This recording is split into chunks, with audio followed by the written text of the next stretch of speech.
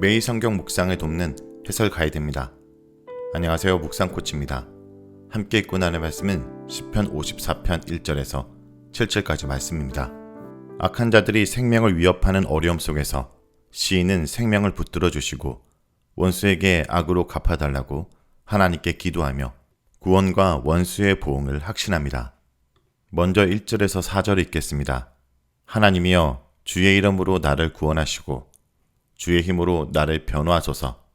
하나님이여 내 기도를 들으시며 내 입의 말에 귀를 기울이소서. 낯선 자들이 일어나 나를 치고 포악한 자들이 나의 생명을 수색하며 하나님을 자기 앞에 두지 아니하였음이니라. 하나님은 나를 돕는 이시며 주께서는 내 생명을 붙들어 주시는 이시니이다. 1절에서 2절은 도움을 구하는 기도입니다. 시인은 하나님이여 라고 부르며 하나님께 나옵니다. 그리고 4개의 명령형 동사를 사용해서 자신의 기도를 들으시고 구원해 주실 것을 간청합니다. 먼저 주님의 이름으로 구원해 달라고 합니다. 사실 주님의 이름으로 구원해 달라는 것은 심상치 않은 기도입니다. 주님의 이름으로 구원해 달라는 것은 주님의 명예와 영광을 위해서 구원해 주시는 것도 포함하고, 또한 주님의 이름은 주님 자신을 가리키므로 주님이 가지신 근본적인 성품과 선하심과 권세와 영광으로 구원해 주시기를 구하는 것이기도 합니다. 그러나 무엇보다 주님의 이름으로 구원해 달라는 것은 그가 하나님과 특별한 관계에 있음을 말해줍니다. 그 특별한 관계는 4절에서 설명해 줍니다. 평행을 이루면서 나오는 간구, 주의 힘으로 나를 변호하소서는 앞의 간구와 의미를 이해하도록 돕습니다. 주님의 이름으로 나를 변호해 달라는 것은 시인이 강한 자에게서 어려움을 겪는 것을 암시합니다. 자신의 힘으로 대항할 수 없음을 알고 주님의 능력으로 자신을 보호해 달라는 것입니다. 변호하다라는 것은 옳고 그름을 가려서 공의로운 판단을 구하는 것으로 볼 수 있습니다. 시인은 강한 자와의 관계에서 자신에게 잘못이나 불의한 일이 없는데도 억울하게 고통을 당하고 있음을 짐작할 수 있습니다. 따라서 최고의 재판장이시며 공의로우신 하나님께서 자신의 억울한 일을 공의롭게 판결해 주시기를 간구하는 것입니다. 2절에서 시인은 다시 하나님을 부르며 자신의 기도를 들어주시기를 간청합니다. 기도에 응답하셔서 구원해 주시기를 간구하는 것입니다. 3절은 악한 자들의 횡포입니다. 3절에서는 시인이 하나님께 간청하는 기도를 드리는 이유를 설명합니다. 히브리 본문에서는 3절 앞에 왜냐하면 이 나와서 간청하는 이유, 즉 시인이 어떤 어려운 상황에 있는지를 설명해 주고 있습니다. 시인은 낯선 자들의 공격을 받는다라고 말합니다. 낯선 자의 의미에 대해서 이방 민족으로 보기도 하지만 오만한 자로 이해하기도 합니다. 그러나 이방 민족이 오만한 자로 보기보다는 3절 하반절에 하나님을 자기 앞에 두지 않는다와 연결시켜 이해하는 것이 더 적절해 보입니다. 낯선 자를 일반적으로 모르는 사람 또는 시인의 편이 아닌 시인과 전혀 다른 뜻과 성향을 가진 사람으로 보았을 때 하나님을 신뢰하는 시인에게 있어서 낯선 자의 의미는 하나님을 떠나고 언약 공동체에 합당하지 않는 자를 칭하는 것이라고 할 수 있습니다. 낯선 자와 포악한 자들 두 표현이 평행을 이루어 낯선 자들이 포악한 자들임을 말해줍니다. 포악한 자들이 시인을 죽이려고 그의 생명을 찾고 있다고 합니다. 포악한 자들은 잔인한 폭력을 사용하여 사람들을 공포에 떨게 하는 자들입니다. 낯선 자들과 포악한 자들은 구약에서 5번 평행을 이루며 나타납니다. 아마 이들은 하나님 말씀에서 벗어나서 잔인함과 폭력으로 사람들에게 공포를 일으키는 자들로 하나님의 언약 백성의 공동체에 합당하지 않는 자들에 대한 표현으로 보입니다. 이들의 삶의 특징을 한마디로 표현하면 하나님을 자기 앞에 두지 않는 자들입니다. 이들은 시편 53편에 하나님이 없다라고 하는 어리석은 자들과 같습니다. 하나님을 전혀 두려워하지 않고 의지하지도 않으며 하나님의 말씀을 무시하고 순종하는 자들입니다. 하나님에 대해 아예 눈 감아 버리는 자들입니다. 4절은 심판을 구하는 기도입니다. 시인의 대적들에 대해 말하는 3절과 하나님께 대한 시인의 고백을 표현하는 4절은 상반되는 표현을 통해 시인과 대적이 대조되고 있습니다. 히브리 원문에서 4절은 보라라는 말로 시작합니다. 보라라는 말은 사람들의 주의를 집중시키며 시인과 대적의 대조를 강조하는 효과를 갖습니다.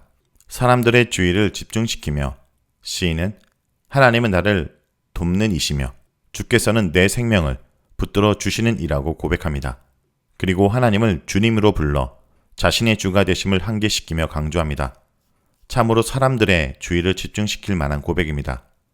시인은 하나님의 도움을 구하며 하나님을 피난처로 삼는 자요, 자신의 생명을 하나님께 맡기고 전적으로 의지하는 자입니다. 그는 자신이 하나님께 속해 있으며 하나님이 자신의 주님이심을 알고 있었습니다.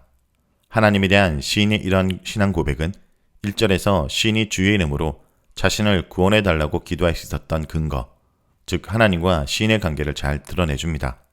3절과 4절을 통해서 볼 수 있는 시인과 대적에 대조되는 점은 다음과 같습니다. 대적들은 시인의 생명을 빼앗으려는 자들이지만 하나님은 시인의 생명을 붙들어 주시는 분이십니다. 대적들은 하나님에 대해 전혀 관심이 없는 자들이지만 시인은 하나님을 주라고 부르고 자신을 돕는 분이라고 말합니다. 이들은 인생에서 정반대의 길을 걷는 자들입니다. 다음은 5절에서 7절에 있겠습니다. 주께서는 내 원수에게 악으로 갚으시리니 주의 성실하심으로 그들을 멸하소서. 내가 낙헌제로 주께 제사하리이다. 여호와여 주의 이름에 감사하오리니 주의 이름이 선하심이니이다. 참으로 주께서는 모든 환난에서 나를 건지시고 내 원수가 보응받는 것을 내 눈이 똑똑히 보게 하셨나이다. 5절에서는 시인과 하나님과의 관계를 분명히 한 후 악인에 대한 심판을 강구합니다.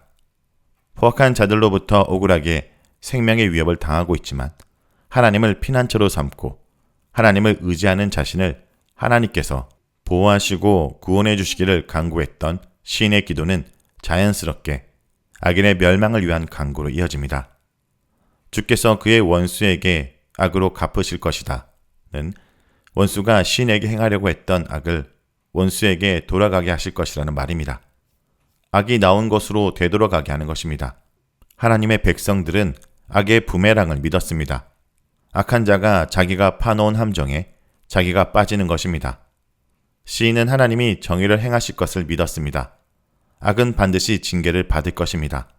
이러한 믿음 가운데 시인은 하나님의 신실하심으로 악인들에게 반드시 보응하셔서 그들을 멸망시켜 주시기를 하나님께 간구합니다.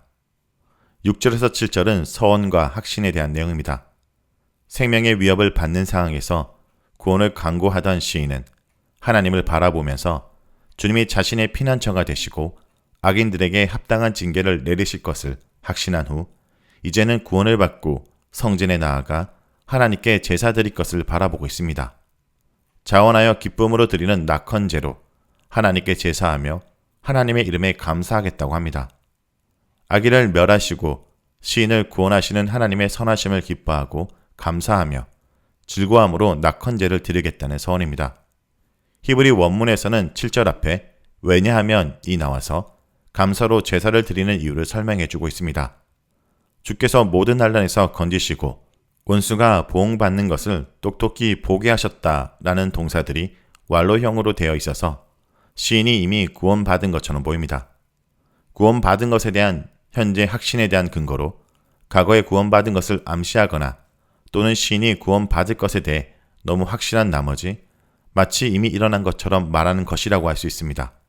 어려운 문제 한가운데서 주님을 바라보는 시인은 아직 문제가 해결되지 않았지만 이미 구원을 확신하고 감사의 노래를 부릅니다. 믿음은 어려움의 한가운데서 감사의 노래를 부르게 합니다.